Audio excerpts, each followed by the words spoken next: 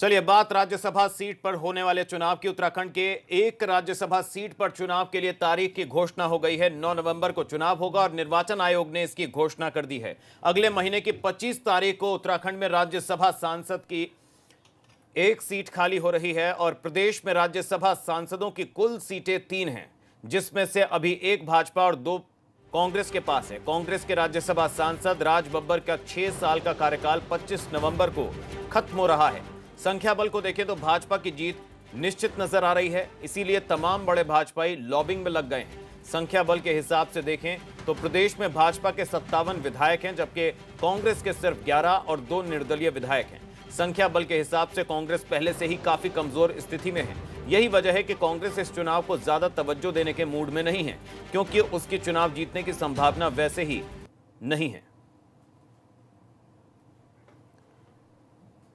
तो आपको बता दें, राज्यसभा के लिए किस किस की दावेदारी है। एक तरफ विजय बहुगुणा, बलराज पासी जो पूर्व सांसद हैं, श्याम जाजू उत्तराखंड भाजपा प्रभारी हैं, तो ये दावेदार हैं राज्यसभा के लिए उत्तराखंड से।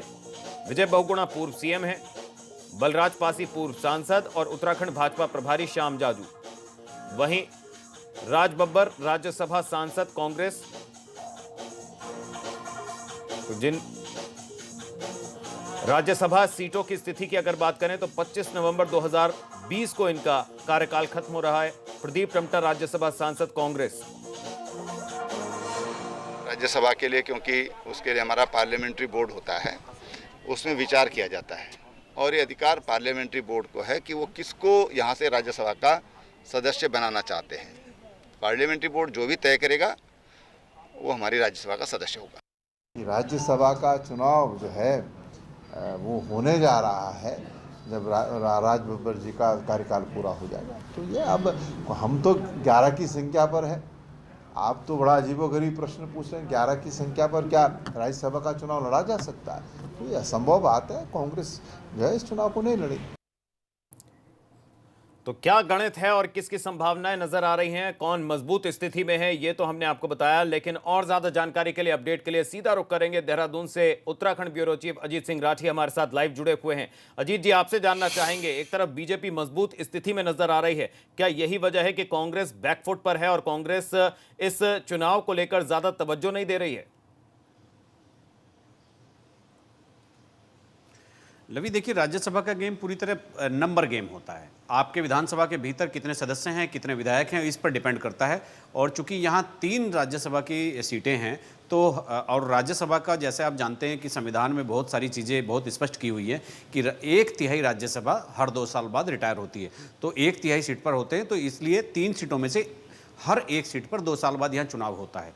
तो इस लिहाज से आप ये समझ सकते हैं कि जो नंबर गेम है, जो संख्या बल है, वो पूरी तरह से भारतीय जनता पार्टी के पास है। इसमें कुछ सोचने विचारने की या जुगाड़ बिठाने की या समर्थन जुटाने की कोई स्थिति नहीं है, ना कोई गुंजाइश है, ना कोई संभावना है। और प्रदेश अध्यक्ष कांग्रेस प्रीतम सिंह कह ही चुके हैं, चूंकि हमारे पास संख्या बल नहीं है, हमारे पास वोटर नहीं है, तो इसलिए हमारा चुनाव लड़ने का कोई इरादा भी नहीं है। और अगर चुनाव लड़ेंगे भी तो उसमें कोई हासिल होने वाला नहीं है।